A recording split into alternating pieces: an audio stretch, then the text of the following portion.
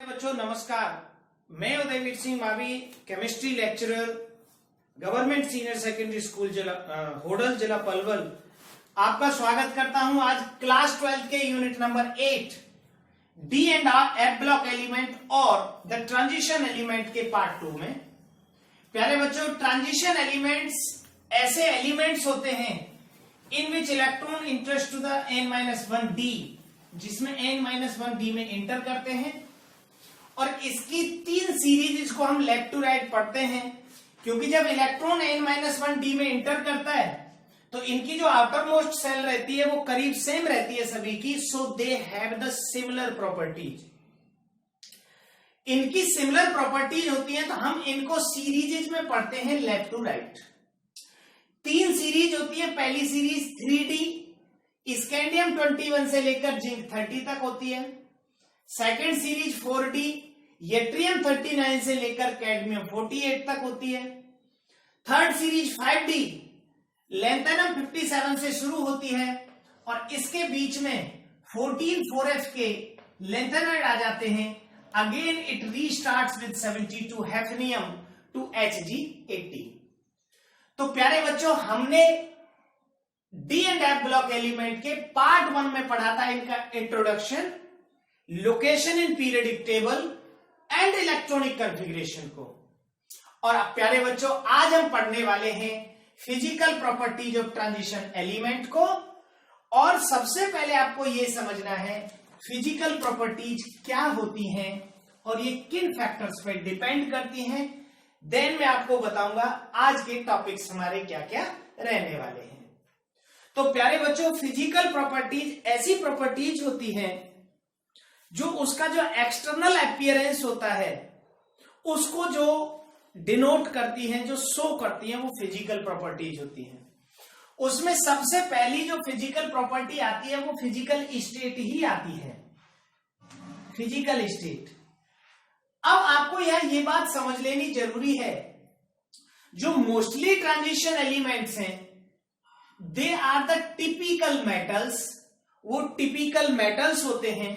So they show mostly property, और कहें तो करीब all the properties of metal, like they show high tensile strength, ductility, malleability, sonority, good conductor of heat and electricity. All the properties are shown by transition element because they are the typical metals. तो ये बहुत hard होते हैं और rigid होते हैं। तो इसमें सबसे पहली फिजिकल प्रॉपर्टी स्टेट आएगी। उसके बाद हमारी, जब हमें पता चल जाएगा कि वो रिजिड है, तो हम उसका density, melting point, boiling point, colour, ionisation potential, ये सारी चीजें हम उसमें पढ़ेंगे। अब आप एक बात समझेंगे, जो डेंसिटी होती है D, density is equal to होती है मास अपॉन वॉल्यूम के। अब क्योंकि जो एटम्स होते हैं वो स्फेरिकल होते हैं नेचर में, तो अगर हमें इनका वॉल्यूम फाइंड करना पड़े तो इनका जो वॉल्यूम होता है वो 4/3 पाई r³ होता है। तो इनकी जो डेंसिटी होगी वो डिपेंड करेगी रेडियस के ऊपर। तो हम यहां जो आज पढ़ने वाले हैं, सबसे पहले हम पढ़ेंगे प्रॉपर्टी लैटिस स्ट्रक्चर्स को। जो ट्रांजिशन एलिमेंट्स होते हैं वो 3 डायमेंशनल क्रिस्टल लैटिस बनाते हैं, क्योंकि ये टिपिकल सॉलिड्स होते हैं। और जो ये ट्रांजिशन मेटल लैटिस स्ट्रक्चर बनाते हैं, मोस्टली ये 2 तरह की स्ट्रक्चर होती है, सीसीपी और बीसीसी।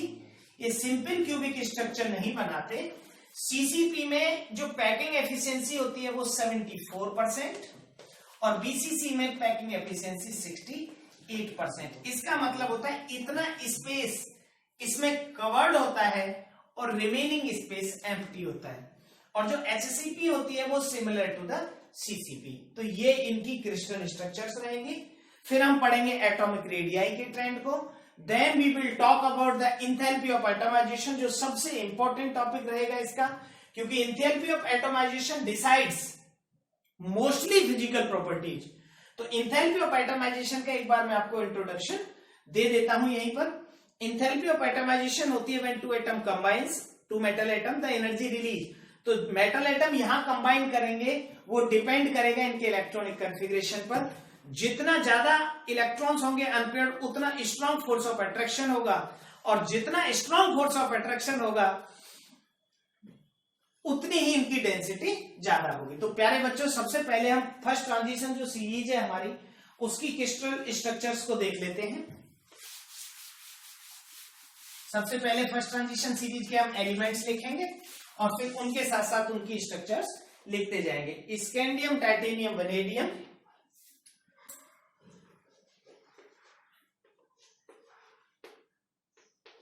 क्रोमियम,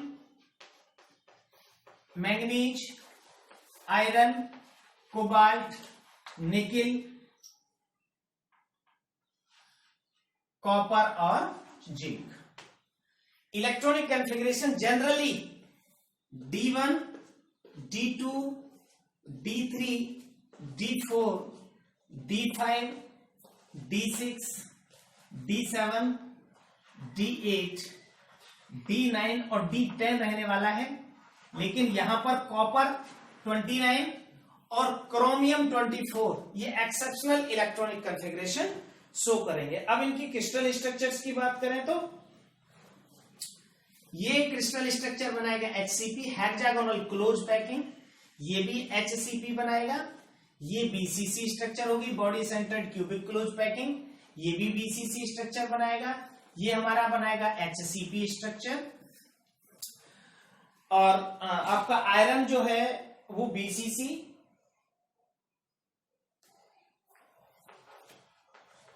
ये CCP क्यूबिक क्लोज पैकिंग, ये भी CCP, ये भी CCP, और ये हमारा बनाएगा HCP।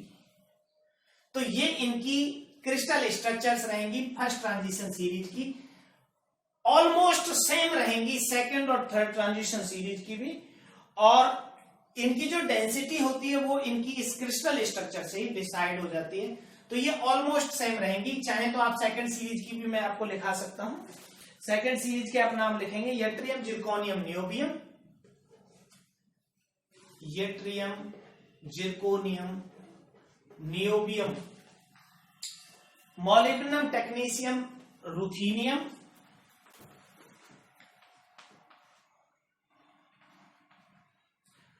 रोडियम, पैलेडियम, और ये रहेगा हमारा 47 है Ag और Cd।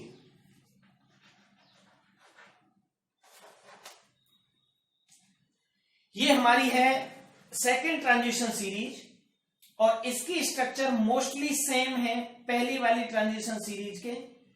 इसमें सिर्फ एक अंतर रहेगा, जो ये रुथीनियम रहेगा ये दो स्ट्रक्चर शो करता है, BCCB और HCPB। एक तो ये डिफरेंस रहेगा और बाकी कोई डिफरेंस नहीं रहेगा, सारा बिल्कुल क्रिस्टल स्ट्रक्चर इनकी सेम रहेंगी। And same for the third transition series, तीसरी ट्रांजिशन सीरीज के लिए भी। प्यारे बच्चों, अब जो हमारा सबसे इंपॉर्टेंट टॉपिक है हम उसको पढ़ेंगे। ये स्ट्रक्चर्स आप देख लेंगे, HCP, HCP, BCC, BCC। Mn जो है वो दोनों तरह की स्ट्रक्चर बनाएगा, HCP भी, Fe BCC भी बनाएगा, HCP भी बनाएगा, बस बाकी सारी सेकंड और थर्ड ट्रांजिशन सीरीज की सेम रहेंगी। अब हम बात करते हैं हमारा सबसे इंपॉर्टेंट टॉपिक एटॉमिक रेडियाई की। जनरली एटॉमिक रेडियाई का जो ट्रेंड रहता है वो ये है,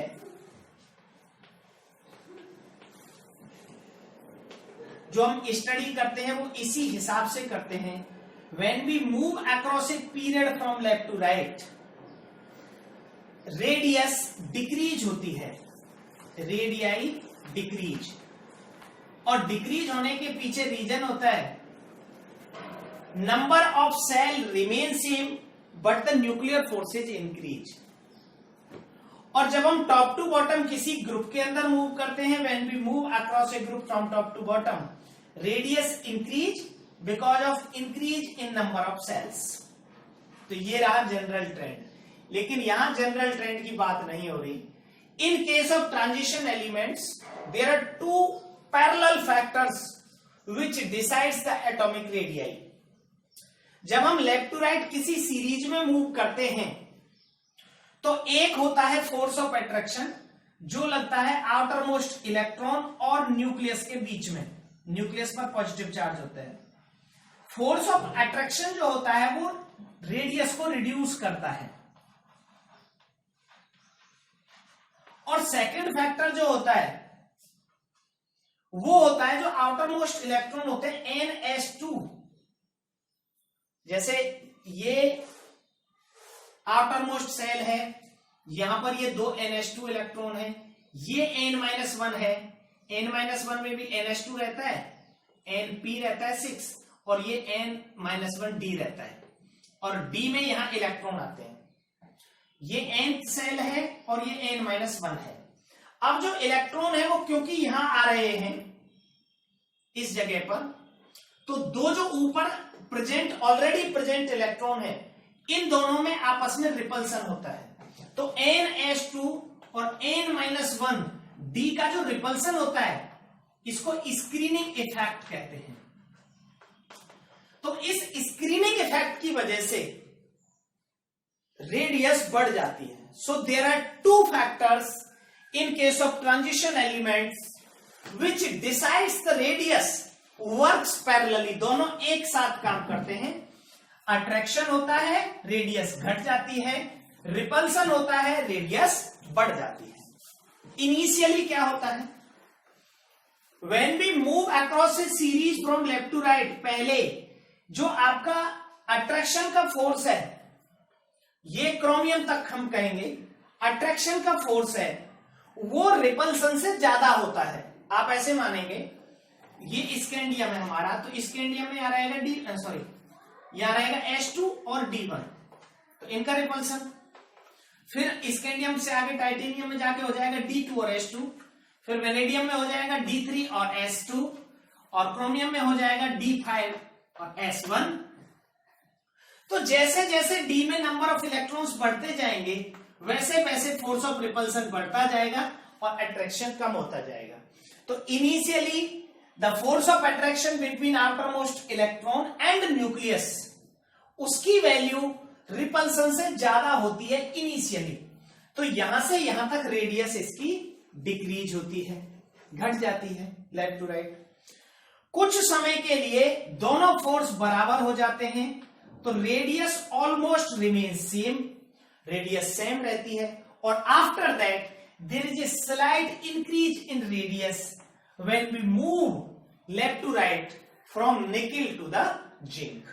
तो जनरली ये ट्रेंड रहता है रेडियस का। दो फैक्टर पैरेलली वर्क करते हैं। मैं इनकी रेडियस की वैल्यू को आपको जरूर लिखूंगा, लेकिन उससे पहले हम रेडियस डिस्कस कर लेते हैं 4D और 5D की। उम्मीद करता हूं आपको ये बात समझ आई होगी। I am repeating again, when we move across a period from left to right, in case of transition series there are two factors, one is the force of attraction between outermost electron and nucleus। ये nucleus है, यहां पर attraction होगा, इसके कारण radius decrease होती है। Outermost electron और N-1 के डी एक दूसरे को रिपल्सन करेंगे, इसको स्क्रीनिंग इफेक्ट कहते हैं। इसके कारण रेडियस बढ़ेगी स्क्रीनिंग रिपल्सन से। ये दोनों पैरेलली वर्क करते हैं। शुरुआत में अट्रैक्शन ज्यादा होता है तो रेडियस घटती है, फिर अट्रैक्शन रिपल्सन सेम हो जाते हैं तो रेडियस सेम हो जाती है, और फिर रिपल्सन की वैल्यू बढ़ने लगती है। जैसे जैसे डी में नंबर ऑफ इलेक्ट्रॉन बढ़ जाते हैं तो रेडियस जो भी है हमारी बढ़ने लगती है। तो ये जनरल ट्रेंड रहा रेडियस 3D का। अब हम बात करें जब हम 3D से मूव करके 4D में गए, 4D है हमारी यट्रियम वाली सीरीज 39 से बिगिन होती है, तो सेम ट्रेंड फॉलो होगा, देयर इज नो चेंज। लेकिन ऊपर से नीचे जाने पर, क्योंकि ये तो था 4th पीरियड का तो 4 सेल थी, और ये है हमारा 5th पीरियड का 5 सेल है, तो ऊपर से नीचे जाने पर रेडियस बढ़ेगी स्कैंडियम से और यट्रियम तक। फिर left to right same trend follow होगा। अब अगर मैं 3rd सीरीज की बात करूं, लेंथेनम जो कि हमारा 5D है, ये था 4D और ये 5D। तो लेंथेनम पहला मेंबर है 57। लेफ्ट टू राइट जब हम मूव कर रहे थे तो सेकंड मेंबर आया हैफनियम जिसका एटॉमिक नंबर है 72। तो जो बीच के 14 एलिमेंट थे वो गए n-1 के n-2 के एफ में। 58 से लेकर और 72 तक there are 14 electron enters to n-2f। तो जो पहला मेंबर और सेकंड मेंबर आया था उन दोनों के बीच में चार्ज का डिफरेंस बहुत ज्यादा हो गया। लार्ज चार्ज 15 यूनिट का, ये 72 है, तो यहां पर जो अट्रैक्शन रिपल्सन था वो था 57 प्रोटॉन और 57 इलेक्ट्रॉन का, और यहां पर हो गया 72 प्रोटॉन और 72 इलेक्ट्रॉन का, तो ये बहुत ज्यादा बढ़ गया। तो अट्रैक्शन बढ़ने से रेडियस कम होती है। लेकिन इसी बीच में यहां पर था NH2, यहां पर था n-1 का D1, और इसी बीच में यहां पर n-2 में 4f आ गए, 4f14। तो ये न्यूक्लियस के ज्यादा नजदीक होता है f n-2 का, तो स्ट्रॉन्ग अट्रैक्शन होता है, और स्ट्रॉन्ग अट्रैक्शन के कारण रेडियस जो है वो अचानक से ज्यादा घट जाती है। तो प्यारे बच्चों, when we move left to right in 5D, 5D में जब हम लेफ्ट टू राइट मूव किए लेंथेनम से हैफनियम की ओर, तो बीच में 14 4f आए n-2 में, और n-2 is the more near to the nucleus. अगर यहाँ टोटल 6 सेल हैं तो इलेक्ट्रॉन जा रहे हैं 4th सेल में, और 4th cell is near to the nucleus, तो रेडियस अचानक से ज्यादा घट जाएगी। प्यारे बच्चों, this sudden and large decrease in radius of 5D from lanthanum to the hafnium called lanthanide contraction. तो ये लेंथेनाइड कॉन्ट्रैक्शन कहलाता है, और इसी लेंथेनाइड कॉन्ट्रैक्शन की वजह से रेडियस अचानक से घट जाती है। किसकी घटती है? 5D की। और वो इतनी घट जाती है कि जितनी ऊपर से नीचे या बढ़नी चाहिए थी उतनी लेंथेनम से हैफनियम तक घट गई। तो होता क्या है, जब हम यहां यट्रियम के बाद यहां सेकंड मेंबर जिरकोनियम की तरफ चलते हैं तो जिरकोनियम और हैफनियम की रेडियस करीब बराबर हो जाती है। ऊपर से नीचे बढ़ती है, लेफ्ट टू राइट घटती है। वो तो यहां भी बढ़ी, यहां घटी, यहां भी बढ़ी, यहां भी घटी, लेकिन यहां 39 था, 39 के बाद 40 आया, तो चार्ज का डिफरेंस 1 यूनिट का। यहां लेंथेनम 57 के बाद 72 हैफनियम आया, तो चार्ज डिफरेंस 15 यूनिट का, और वो 15 यूनिट का डिफरेंस भी कहां की वजह से हुआ? n-2f की वजह से। और n-2 न्यूक्लियस के ज्यादा नजदीक होता है, इसके कारण उसमें कॉन्ट्रैक्शन होता है। n-2 की सेल न्यूक्लियस के नजदीक आती है तो रेडियस अचानक से घट जाती है।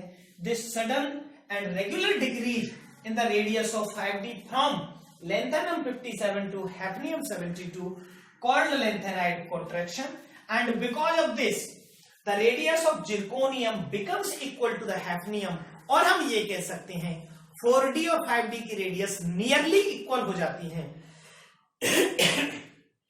और इसके कारण इनकी मोस्टली प्रॉपर्टी है जो है वो सेम हो जाती है।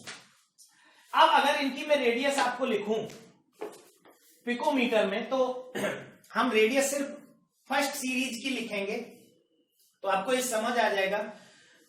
इतने ही मेंबर्स की रेडियस लिखने वाले, फर्स्ट ही कंप्लीट, यट्रियम, जिरकोनियम, लैंथेनम और हैफनियम। तो यहीं से आपको समझ आ जाएगा जो रेडियस है उसका ट्रेंड क्या रहता है। लेंथेनाइड कॉन्ट्रैक्शन की आप डेफिनेशन कर लेंगे। ये डेफिनेशन इस तरह से भी पूछी जाती है, what is the lanthanide contraction and what are the consequences of lanthanide contraction, question number 8। Question number 2, why the zirconium and hafnium have the same property.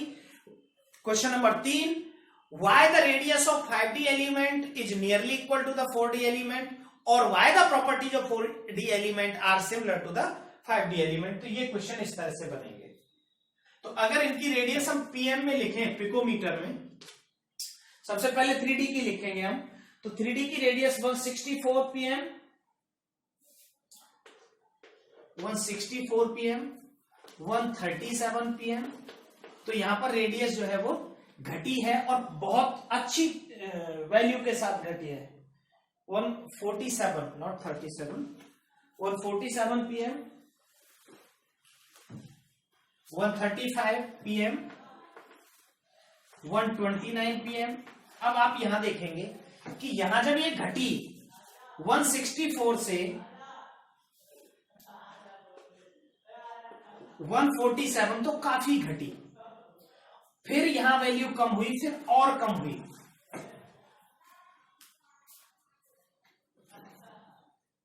फिर एमएन की 137 pm, 126, 125, 125,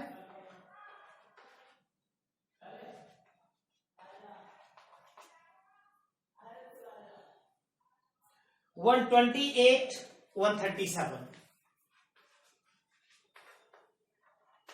तो ये आप रेडियस का ट्रेंड यहां देखेंगे कि रेडियस पहले घटेगी घटेगी, फिर ज्यादा, पहले ज्यादा घटेगी, फिर कम घटेगी, फिर सेम रहेगी और फिर धीरे धीरे बढ़ती चली जाएगी। अब अगर हम 4D की बात करें तो 4D का पहला मेंबर है यट्रियम 39 और इसकी रेडियस होती है 180 पिकोमीटर, 180 pm। और इसके जो सेकंड मेंबर होता है उसकी रेडियस होती है जिरकोनियम की 160 pm। अगर हम थर्ड सीरीज की बात करें लेंथेनम की, लेंथेनम 57, तो लेंथेनम 57 की रेडियस होती है 187 pm। तो ऊपर से नीचे आप देखेंगे, मैंने पहले भी बताया था कि when we move across a group from top to bottom the radius increases regularly because of increase in number of cells। तो यहाँ 164 या 180 या 187। जब हम लेंथेनम से सेकंड मेंबर हैफनियम की ओर चलेंगे तो हैफनियम की रेडियस होगी 159 pm, हैफनियम की। अब आप यहां देखेंगे जिरकोनियम की 160 थी, हैफनियम की 159 हो गई, तो इन दोनों की नियरली इक्वल हो गई। और after that the same trend follows. वो वैल्यूज आप अपनी एनसीईआरटी की बुक से देख लेंगे तो आपको इजीली समझ आ जाएगा कि रेडियस का जो ट्रेंड है वो क्या है। एक बात और कि अलग अलग बुक्स में इनकी वैल्यूज बहुत अलग अलग दे रखी है, एनसीईआरटी में अलग है, कई बुक्स में अलग है, तो वैल्यूज पर न जाकर आप कॉन्सेप्ट पर फोकस करेंगे। अब हमारा जो रेडियस है, रेडियस से क्या क्या क्वेश्चन पूछे जाएंगे। स्क्रीनिंग इफेक्ट का डायरेक्ट क्वेश्चन पूछा जा सकता है, what is the screening effect, या ऐसे क्वेश्चन पूछा जा सकता है what are the factor which decides the radius of transition element, या लेंथन एंड कॉन्ट्रैक्शन का आ सकता है, या 4D 5D की रेडियस सेम कैसे होती है, या उनकी प्रॉपर्टीज सेम कैसे हो सकती है। तो these are the some basic questions from the physical property. प्यारे बच्चों, अब हम बात करेंगे इंथैल्पी ऑफ एटमाइजेशन की और उसी से डिसाइड्स हो जाएंगे density, melting and boiling points. तो सबसे पहले हमें समझना होगा इंथैल्पी ऑफ एटमाइजेशन क्या है और इसका ट्रेंड क्या रहेगा। जैसा कि मैं आपको इनिशियली बता रहा था, इंथैल्पी ऑफ एटमाइजेशन एक रिलीज एनर्जी होती है जो जब दो मेटल के एटम कंबाइन करते हैं तब रिलीज होती है। इसको डेल्टा ATMH बोलते हैं। ये जितनी ज्यादा होगी दो एटम्स के बीच में उतने फोर्स ऑफ अट्रैक्शन ज्यादा होंगे, जितने फोर्स ऑफ अट्रैक्शन ज्यादा होंगे उतनी डेंसिटी और उतने MPBP होंगे। तो इनको मैं अलग से आपको एक शॉर्ट वीडियो ये कह सकते हैं, मतलब जितनी भी फिजिकल प्रॉपर्टीज हैं उनके सारे ट्रेंड विद वैल्यूज एक शॉर्ट वीडियो 3 से 4 मिनट के में अलग से मैं शेयर करूंगा वैल्यूज वाला। अभी हम यहां कॉन्सेप्ट डिस्कस कर रहे हैं। तो प्यारे बच्चों, डेल्टा जो ATMH है, मतलब इंथैल्पी ऑफ एटमाइजेशन क्या है, किन चीजों पर डिपेंड करती है, ये ऐसे समझेंगे आप। ये एक मेटल का एटम है और यही दूसरे मेटल का एटम है, सेम मेटल का दूसरा एटम। अब ये दोनों मेटल एटम जब आपस में एक दूसरे के क्लोज आएंगे तो इनके जो अनपेयर्ड d इलेक्ट्रॉन है, जैसे पहले वाले में अनपेयर्ड इलेक्ट्रॉन है 1, तो ये दूसरे वाले अपने के ही साथ कंबाइन करेगा ऐसे, इस तरह से। इस तरह कंबाइन करेगा तो कॉम्बिनेशन में एक फोर्स बनेगा। यहां ये मान लो एक इलेक्ट्रॉन इसके डी का, एक इसके डी का, ये कंबाइन हो गया। अब अगर कोई एक एटम जिसके पास 2 इलेक्ट्रॉन है तो वो 2 कंबाइन करेंगे, 1 2 3 4, तो यहां पर ये फोर्स बनेगा। डी की बात हो रही है सिर्फ, जो n-1 के डी होता है उसमें जितने इलेक्ट्रॉन होते हैं एक्सचेंज के लिए, एक्सचेंज का मतलब यहां D1 D2 D3 D4 तक तो सीधा, तो ये इनिशियली पहले तो D4 तक बढ़ती है, फिर घट जाती है, और फिर ये D8 तक बढ़ती है और फिर घट जाती है। सबसे कम उनकी होती है जिनका D10 कॉन्फ़िगरेशन होता है, एंथैल्पी ऑफ एटमाइजेशन।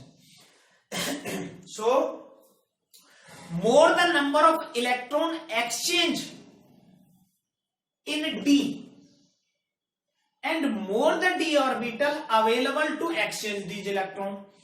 जैसे D5 में स्टेबल कॉन्फ़िगरेशन होता है तो ये कम एक्सचेंज करेगा, जैसे D10 में no orbital available to exchange और सारे इलेक्ट्रॉन पेयर्ड होते हैं, तो एक्सचेंज जब नहीं होंगे इलेक्ट्रॉन्स तो इनके बीच में फोर्स ऑफ अट्रैक्शन बहुत कम बनेगा, और जब बहुत कम फोर्स ऑफ अट्रैक्शन बनेगा तो इनकी जो डेंसिटी है, मेल्टिंग बॉइलिंग पॉइंट है, वो कम हो जाएंगे। तो generally the value of energy enthalpy of atomization depends on number of unpaired electron, then first it increase till D4 configuration, D4 तक बढ़ती है, then after that again it increases till D8 और फिर ये घट जाती है। So कई बार ऐसा क्वेश्चन भी कि जो जिंक है हमारा, zinc have the very low value of enthalpy of atomization. Zinc की एंथैल्पी ऑफ एटमाइजेशन क्यों लो होती है?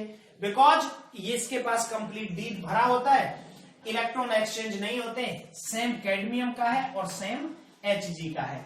तो ZnCd and Hg, these three not regarded as transition element, और ये टिपिकल मेटल्स भी नहीं है।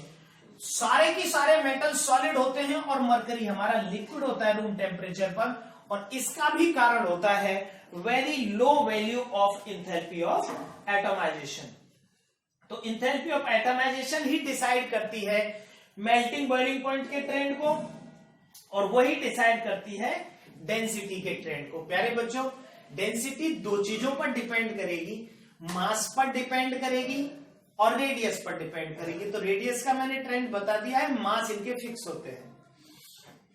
अगर मैं मेल्टिंग बॉइलिंग पॉइंट के ट्रेंड की बात करूं और पहली सीरीज की बात करूं, सिर्फ फर्स्ट ट्रांजिशन सीरीज की, तो फर्स्ट ट्रांजिशन सीरीज में रेगुलरली